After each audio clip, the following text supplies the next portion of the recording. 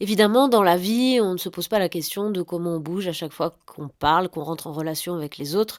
Au théâtre, si, puisque le théâtre, c'est vraiment un concentré de symboles et de mouvements, et contrairement au cinéma où souvent on va chercher des mouvements naturels, pas forcément tout le temps symboliques, au théâtre, si. Donc on va se poser la question de chaque geste, un petit peu comme en danse, et on va avoir tendance à supprimer tous les gestes qui ne sont pas nécessaires, et on va garder ceux qui expriment le plus rapidement une émotion et qui le plus rapidement vont nous donner des indications nécessaires à la compréhension de notre personnage.